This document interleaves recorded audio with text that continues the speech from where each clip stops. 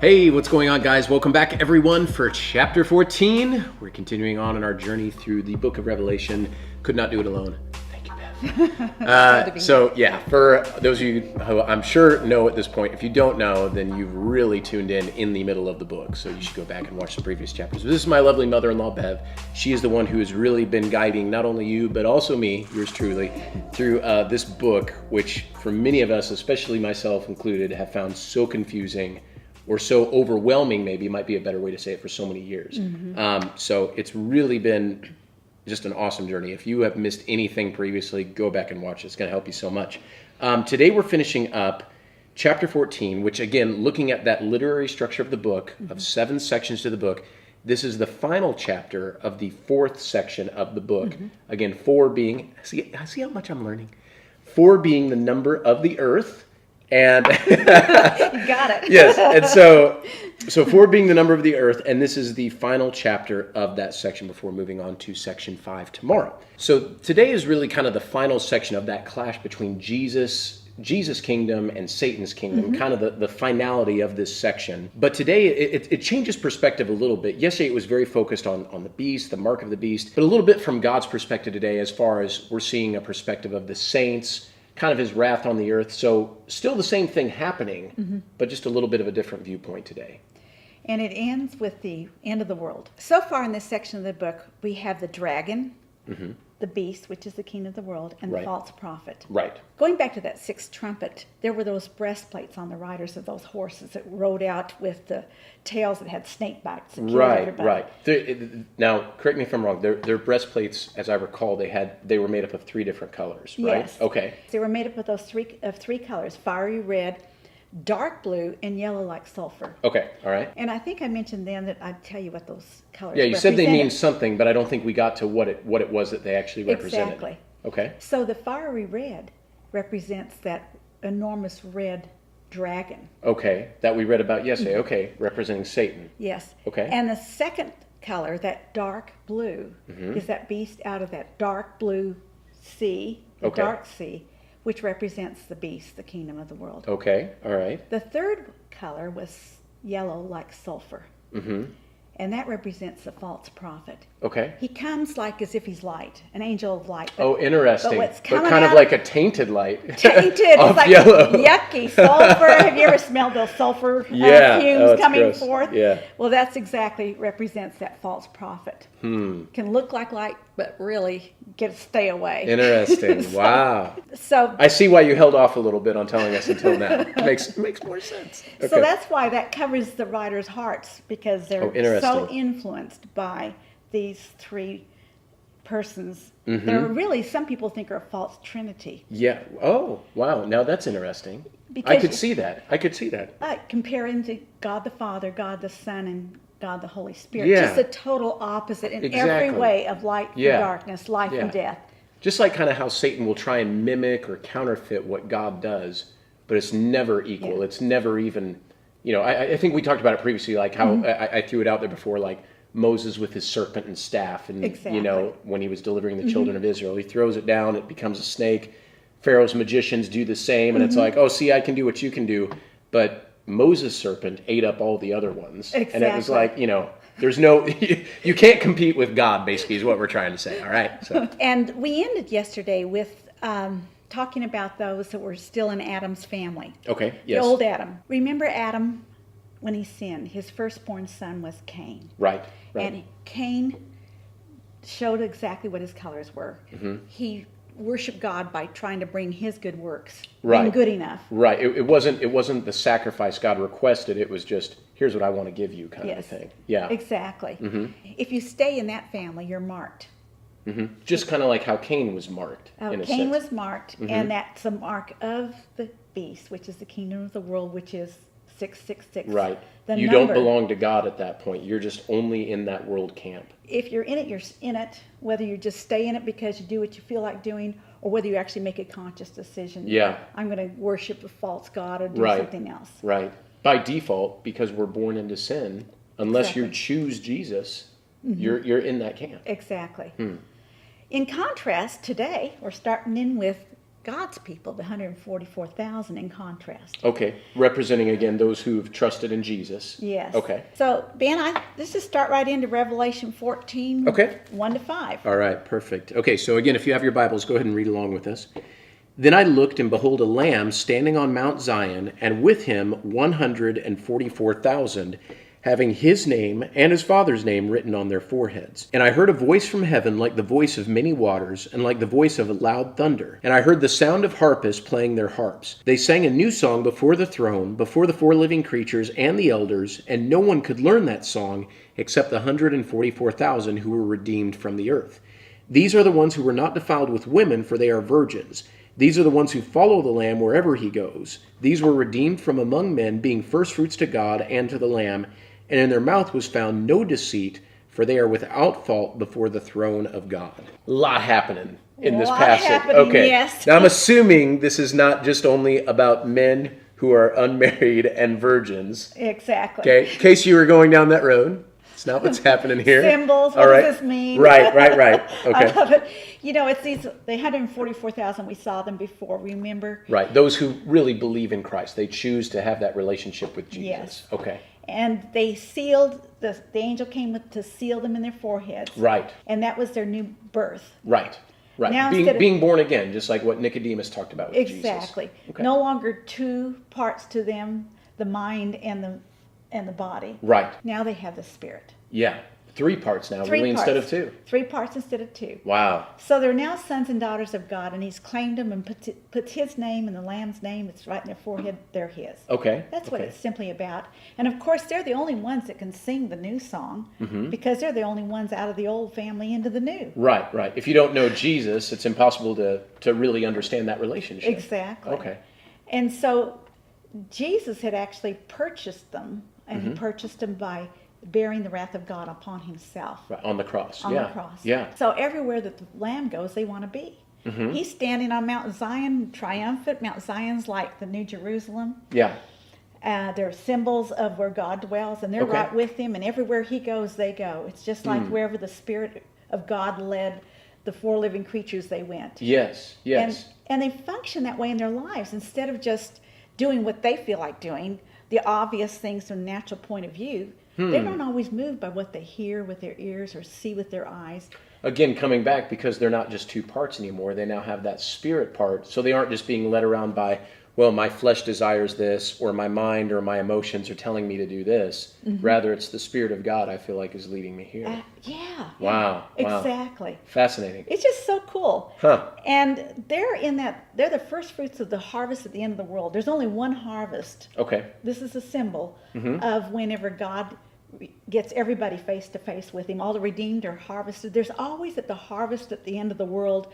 Terminology means the harvest at the end of the world. If you look back to the Old Testament, every time the enemy is coming against God's people, God's people are delivered and the enemy is destroyed. Interesting. Yeah. Well, always. So I always think, and there's multiple examples of that throughout the Bible.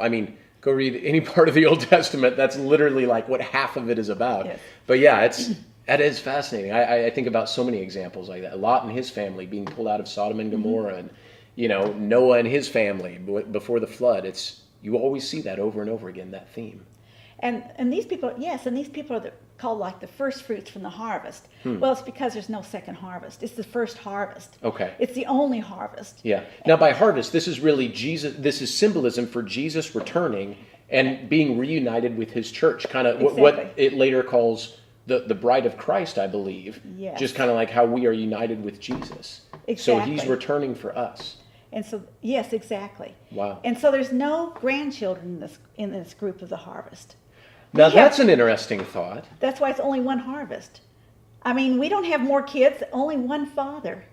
There's only sons and daughters. Okay, now that's an interesting thought. If you think so my parents, they're sons and daughters of God, just like I'm a son of God. It's not, I'm not God's grandchild. Wow, that's good. That'll preach. That's good. That's awesome. No, I mean, if you think about it, because we do it generationally, and we have, heritages and we have lineages that we come from. Mm-hmm. But with God, it's all just... Stops right here. Wow. All have one Father. I love that. I love that. Cool. So wow. That's why there's no adulterous relationship. When it says here, they did not defile themselves with women. Yes. You mentioned the church is a true bride, one with Christ. Yes. And so that means that they're not going to just get caught up in any other thing. Just any other thing in the world, right? Exactly. Not the world or any other religion or anything like that. Totally 100% for Jesus Christ. 100% holy. Right. In Jesus. I love that. I love that. God calls them saints. We're going to read about 3 angels. And these 3 angels do 3 things. The first one gives a call. Okay. And the second gives a declaration of the verdict. And the third gives the final warning. So let's start in with the first one. Okay. And that's Revelation 14, 6 and 7, a call to worship God. Okay, all right, so 6 and 7. Then I saw another angel flying in the midst of heaven, having the everlasting gospel to preach to those who dwell on the earth, to every nation, tribe, language, and people, saying with a loud voice, Fear God and give glory to him, for the hour of his judgment has come, and worship him who made heaven and earth, the sea and springs of water. So this is the first of 3 angels. Right. Okay. And he's calling with a very loud voice. So you listen up to this. And he's just giving that eternal gospel. It's the whole message of salvation is what it is. And he's calling that we worship that creator of life. Yes. If you want life, you must worship that creator. It's amazing how this theme, it's repeated so many times, but in so many ways, really demonstrating you have to choose Jesus. Exactly. It's really fascinating seeing that, come to him while there's still time. This is the last call because the hour of God's judgment has come. That is in Revelation 14, verse 8. All right, so verse 8. And a second angel followed, saying, Babylon is fallen, that great city. She has made all nations drink the maddening wine of her adulteries. Doesn't sound good. Yeah, it doesn't. This is not good. Babylon is never good when you talk about it. This is a declaration of the verdict.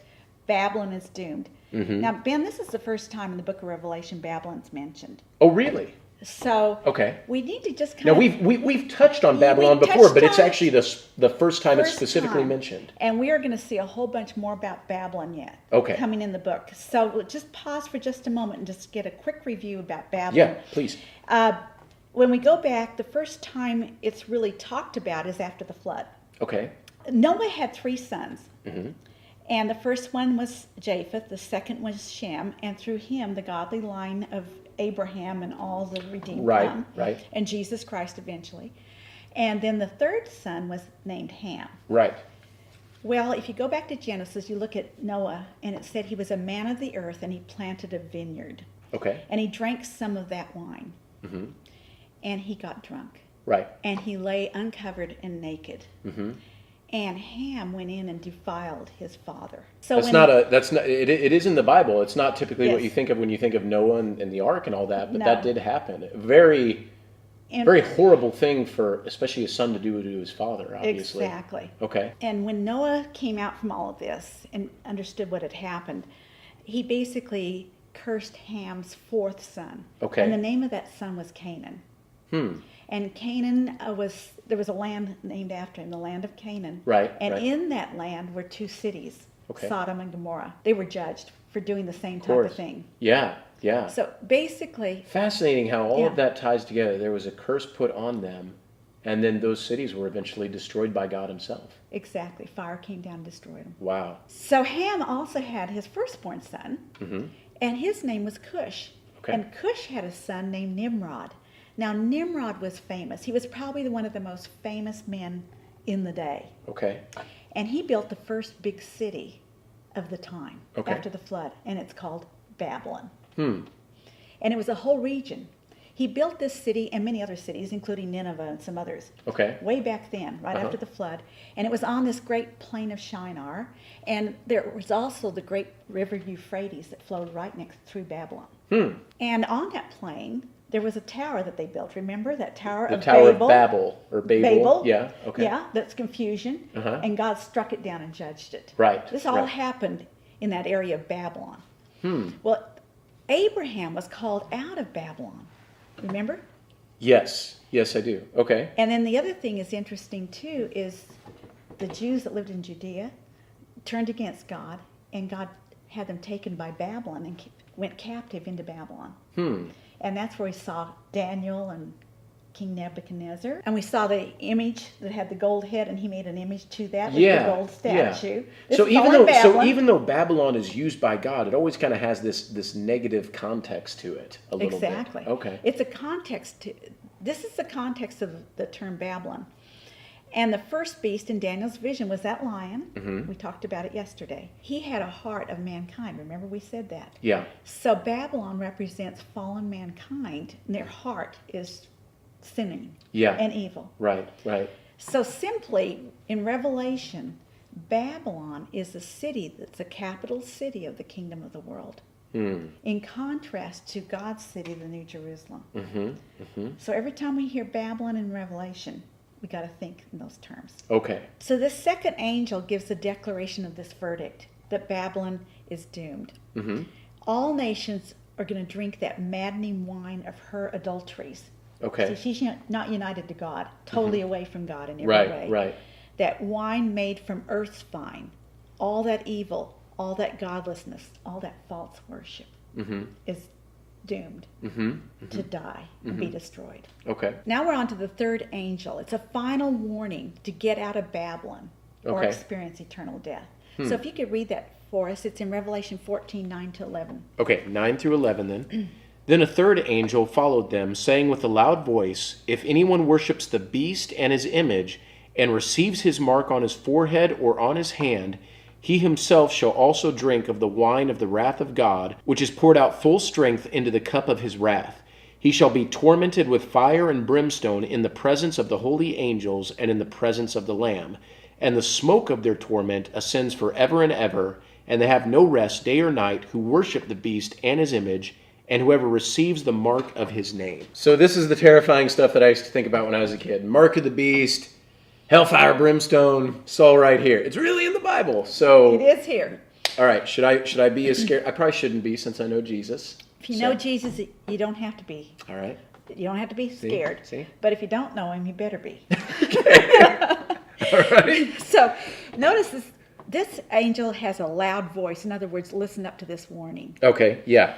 And it says, if anyone, it's an individual choice. So we individually must decide what we're going to do. Mom and dad can't do it for you. Just Exactly. going to your own church or being a good person. You have to choose to follow Jesus. Exactly. Okay. All right. Now let me ask you another question, because this one, quite honestly for me, this one is a little bit hard to swallow. Okay. So we're going back, and I'm sure for some of the people watching too, in verses 10 and 11, when it talks about they will be tormented with fire and brimstone in the presence of holy angels and in the presence of the Lamb. Smoke of their torment ascends forever and ever, and they have no rest day or night. That sounds horrible, obviously, and I think it's intended to be. But I'm sure that gives a lot of people pause, like, holy cow, like that's really, that doesn't sound like a merciful God. Like it doesn't sound like a very loving God that all these people are just being tortured for his pleasure in front of him. So how would, and I'm not saying that that's what is happening here, but that's the picture that I think some people can mistakenly take if they don't read this right. So what would you say to somebody thinking that? Well, you have to think it's symbols of realities. Okay. And we think of Sodom and Gomorrah. Fire and brimstone came down and did Okay, destroy good them. point, good point. Because in the end... It's amazing. We still go back to the Old Testament. Yes. You're right. Those two cities were destroyed by fire and brimstone specifically. Yes. Wow.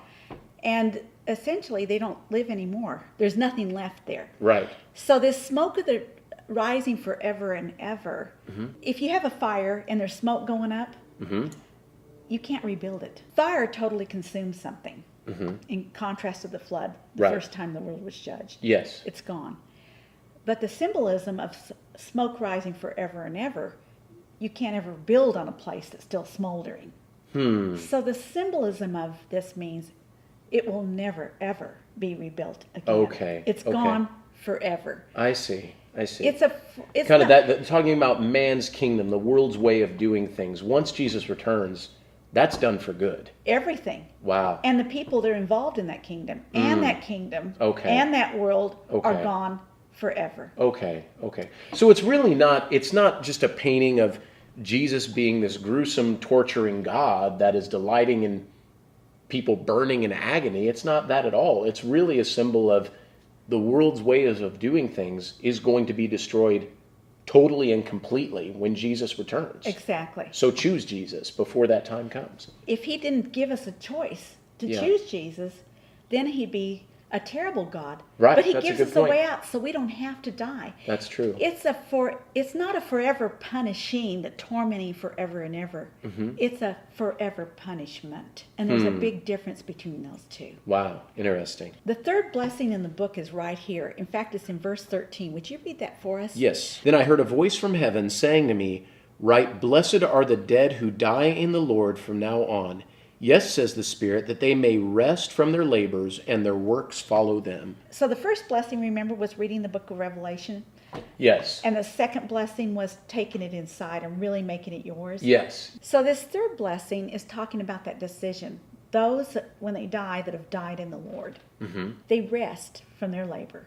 Okay. It's not by works, but by believing in Jesus. Right. And so their deeds follow them. Yeah, now it's interesting. I see that their deeds or their works follow them. Now that, if you mistook that could almost make it sound like, oh, they did enough good works and then they got into heaven. But that's not really what it is. I think really what it's saying, because salvation, as we know, is a free gift from God. But I think really what it's pointing to, and I do think a lot of people miss this in Christian circles, is that what you do down here really does have an impact on eternity. Exactly. I mean, what you do on earth in this lifetime, it really kind of echoes throughout there. People sometimes don't give that enough credit, I think, that what you do down here does matter. Who you talk to about Jesus, it has an impact eternally on people's lives. Absolutely. So let's move on into the last section of this chapter, which is the harvest of the earth. And I'd kind of like to go back to one of Jesus' parables. Okay. Because he talked about this very clearly there. And then we'll come back to the symbolism in Revelation. Because it kind of ties together. I'm sure it does. And it's the parable of the wheat and the weeds. Okay. And he talks about a man who went and sowed seed in his field. And his enemy, at night when people were sleeping, sowed weed seeds. Okay. So kind of trying to ruin his harvest. Exactly. Okay. And the servants started noticing when they came up that there was weeds and there's wheat. And they said to the man, "Should we pull the weeds?" And he says, "No, you might root up some of the wheat when you do that. So just wait and let both of them grow together until the harvest. And at that time, I'll tell the harvesters, first collect the weeds, tie them into bundles to be burned, and then gather the wheat and bring it into my barn." And then later on, his disciples said, "What were you talking about there?" Yeah. The symbols, the parables. Right. But this is one he really did explain. Okay. And he says, well, that man who planted the good seed is the Son of Man, Jesus Christ himself. Right. Right. And his field is the world. Makes sense. And he said the good seed are the sons of the kingdom of heaven. Okay. And the weeds are the sons of the evil one, the devil. The enemy who sows the weeds is the devil. Interesting. And the harvest is the end of the world. So he's making this really plain. And the harvesters are angels. Okay. Wow. So he says, as the weeds are pulled up and burned in the fire, so it will be at the end of the world. The Son of Man will send out his angels to weed out of his kingdom everything that causes sin and all who do evil. They will throw them into the fiery furnace. There will be weeping and gnashing of teeth. Then the righteous will shine like the sun in the kingdom of their Father. And he ends it with, he who has ears, let him hear. That's a familiar phrase we hear all the way through Revelation. Right, right. So there's Jesus' picture of the harvest of the earth. And I just think it's a really, really clear picture. Really in Matthew clear. 13. Oh, yeah. In that context, let's just move back to Revelation, and we'll wrap this up for the day. Okay. And it starts with the harvest of the wheat, Revelation 14, verses 14 to 16. Okay. All right, so 14 through 16. Then I looked, and behold, a white cloud, and on the cloud sat one like the Son of Man, having on his head a golden crown, and in his hand a sharp sickle. And another angel came out of the temple, crying with a loud voice to him who sat on the cloud, "Thrust in your sickle and reap, for the time has come for you to reap, for the harvest of the earth is ripe." So he who sat on the cloud thrust in his sickle on the earth, and the earth was reaped. Wow, so this is showing exactly what Jesus was talking about, that harvest.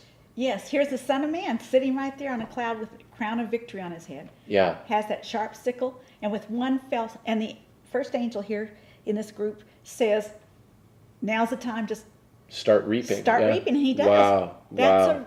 And when one fell swoop, God brings in the whole harvest, all the vast multitude from every tribe, language, and people in the whole wide world. Wow. So that's the harvest of the wheat, the sons of the kingdom. Yeah. Now you still have the weeds, though, that we need to deal with, right? And so that's the rest of the chapter? The rest of the chapter, starting in verse 17. Yep. Just go ahead and read the rest of the chapter. Okay, so 17 through 20 here. Then another angel came out of the temple which is in heaven, he also having a sharp sickle. And another angel came out from the altar who had power over fire, and he cried with a loud cry to him who had the sharp sickle, saying, Thrust in your sharp sickle, and gather the clusters of the vine of the earth, for her grapes are fully ripe. So the angel thrust his sickle into the earth, and gathered the vine of the earth, and threw it into the great winepress of the wrath of God. And the winepress was trampled outside the city, and blood came out of the winepress, rising as high as the horses' bridles, for a distance of 1,600 furlongs. Two questions that come to mind. One of them is, what is happening here? It sounds horrible and terrifying again. I mean, talking about the weeds, obviously, it sounds like everything you've heard about with hell and in the church that we've learned about. And then furlongs is not something that I'm familiar with. I'm assuming that's some kind of It's basically a measurement. Okay.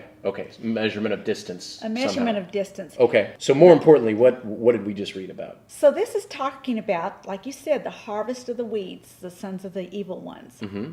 And we see that second angel now coming out of the temple holding a sharp sickle. Yeah. The other angel we see here is in charge of the fire. Yeah. And that's for the judgment, the last fire. Okay.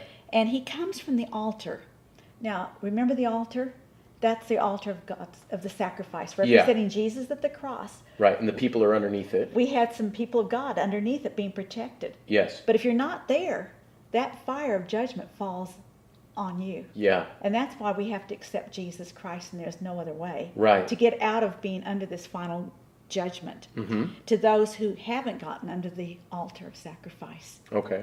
Now let me ask you an important question I'm sure many people are wondering. That fire that is talking about here that's going to consume the earth, it is symbolic. It's also literal, it sounds like. Exactly. It was literal to Sodom and Gomorrah, and it will be a literal fire that consumes. Wow. So just kind of like how the earth was destroyed by a flood at one point, this time it's going to be destroyed, but there's no coming back after this. Exactly. Eternal. Wow. So he calls to that angel with the sharp sickle to gather the cluster of the grapes from the earth's vine. They're ripe. So those grapes, instead of being weeds, as it talked about in Jesus' parable, basically represents those that were drinking and getting drunk on the earth's wine of way Babylon. Of doing things. Okay. Because later on we're going to talk about the wine of Babylon. We'll get into this. Okay. And it's basically they're participating in everything that had to do with the worldly system, and they've chosen that system. So the angel with the sharp sickle swings it and gathers those grapes up and throws them into the great winepress of God's wrath. Mm-hmm. And so this is really judgment that is happening here. This is judgment, exactly. It reminds me of Jesus being crucified outside the city, really taking on that full measure of God's wrath as well. It's similar paradox here. It's exactly. Okay. It really is the same. Except he took it, but still in the end, for those that are not under him, he was innocent, and anyone that's not there gets the final end. Yeah. And then it shows that blood that flowed from there went clear up to the horses' bridles. Remember those old horses with the snake bites that we talked about before? Yeah. If you get horses in the blood that deep, oh boy, you got to know that everything dies. Mm-hmm. Everything dies. Oh my goodness. And 1,600 furlongs. Well, 1,600, 1,600. Well, 1,000 is 10 times 10 times 10. Mm-hmm. The end of everything. Okay. Here. But the 600 is 10 times 10 is 100. Yeah. That's testing. Yeah. And 600 is the number of man that's lost. Okay. So it's the end of the test for the lost. Wow. And it's the beginning of life for the saved. It's over. We have an eternal kingdom of God. Boy, it's great news if you're on one side. It's horrible news if you're on the other. Exactly. Boy, oh boy. Yeah. And obviously, I think it's important to understand too. This is heartbreaking to read about, that this is real, that this is going to happen, and that people still choose to forsake God. They choose to not follow what He has for them. And it's not. I think so many times people think like, oh, it's just rules. It's just, you know, I don't want to be underneath all this stuff, and God is always mad at people. And if they just understood His character, if they understood what He was willing to do to reach them already, you know, He loves the world. It's incredible how much He loves them, and how much He the good He desires for them. But boy, if you're watching this today, and again, we've talked about this before, but you've never really chosen to follow Jesus. This isn't meant to be scare tactics. This isn't us just sitting here trying to figure out how can we scare people into knowing Jesus. This is real, and this is coming. And you don't want to not know Jesus. You know, it's so much more than just a get into heaven free card. It really is that relationship that sets your life apart. You're marked by God. Not only do you have eternal life, but that relationship, it's the best thing that you could ever be given. To Absolutely. have that direct relationship and access to God. Oh man, yeah. It just I think for me, Bev, stuff like this, when I think that there are people out there who choose to go out into eternity without knowing Jesus, it always bothers me. It's very sobering. It is. It really is. But so that is the final section. Not the final section. That is the final chapter of section 4. And tomorrow is chapter 15, starting a new section. Correct? And give us a little preview on what we're going to be looking at tomorrow. The 7 angels with the 7 bowls of God's wrath. All right, more 7s to come. Here we go. 7 seals, 7 trumpets. Now the 7 bowls. 7 bowls. Just doesn't stop with the 7s. Keeps going. Hey, well, listen, guys, as always, man, thank you so much for joining us today for chapter 14. Beth, thank you so much to you for your patience and just everything in going through this. These are longer, but man, you see why. There is so much stuff to go over and so much that you have to piece together with the Old and New Testament. It's amazing how it all ties together, like I always say. But hey, listen, guys, well, thank you so much for being here. Hope you have a beautiful day wherever you're watching this from. Make sure and come back tomorrow for chapter 15. Again, if you do not know Jesus, come to know Him now. And I am not joking when I say that. It is the best decision you can ever possibly make in your life. Better than who you marry, better than where you go to school, better than anything. Choose Jesus. All right? We love you guys. See you back here for chapter 15.